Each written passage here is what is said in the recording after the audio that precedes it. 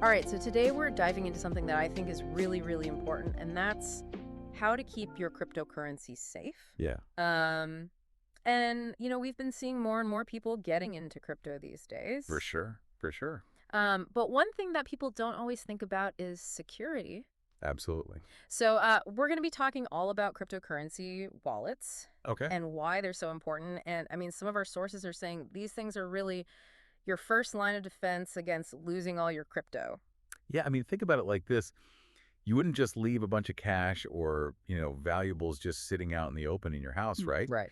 Your crypto's valuable too, and it needed a safe place to be stored. Exactly. So that's where these wallets come in. Yeah, and it's important to understand that the cryptocurrency itself isn't actually stored in the wallet. Oh, okay. What's in the wallet are your private keys. Gotcha. Those keys are what give you access to your crypto on the blockchain, The blockchain. which is like a giant public ledger of all the transactions. Okay, so the wallet holds the key, not the actual coins. Exactly. Makes sense. So there's different types of wallets out there. We've got hardware wallets, software wallets, even paper wallets. Yeah, I've heard about all those, but I have to admit, I'm not really clear on how they all work.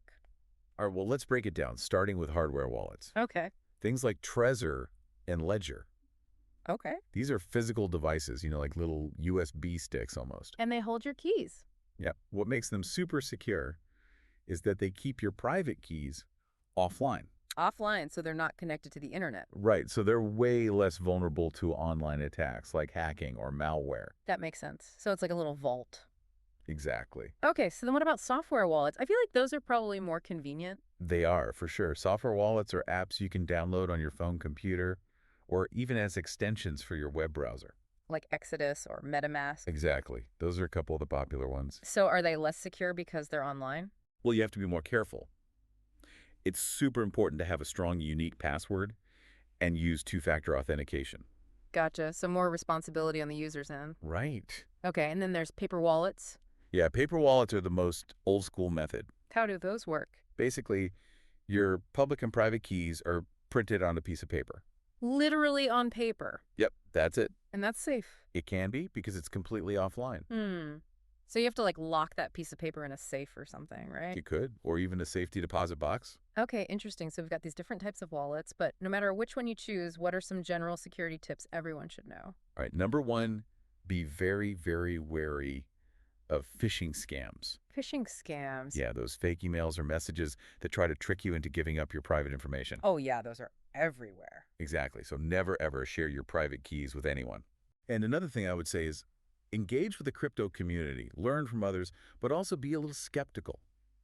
Don't just blindly trust any advice you get online. Right. Do your own research. Exactly. And always double check that you're using official verified apps and devices before you enter any sensitive information. Okay.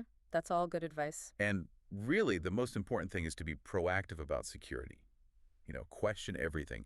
Stay informed about the latest threats. It's like those early crypto pioneers. They knew how important this was from the very beginning. Absolutely. Yeah. People like Hal Finney and Andreas Antonopoulos, they were really strong advocates for security, and their insights are still so relevant today. And I think it's really important to emphasize just how much is at stake here. For sure. Our sources mentioned that the very first Bitcoin transaction was someone buying 2 pizzas for 10,000 BTC. Yeah. Can you believe that 10,000 Bitcoin for 2 pizzas? Well, at that time, Bitcoin wasn't worth much. Right. But today? Today, that 10,000 Bitcoin would be worth hundreds of millions of dollars. Oh, my gosh. Yeah, so you can imagine how much that guy must regret losing those keys. I can only imagine. It just goes to show that protecting your crypto is crucial. Absolutely. So I guess the bottom line is this cryptocurrency can be a great opportunity, but you've got to prioritize security. Right. Choose the right wallet for your needs, stay informed about potential risks, and be cautious. And never let your guard down. Exactly. So as you continue exploring the world of crypto, remember that a secure wallet is your foundation. Keep learning, keep asking questions, and treat those private keys like the valuable assets they are. You got it. Thanks for taking this deep dive with us, and we'll see you next time. See you later.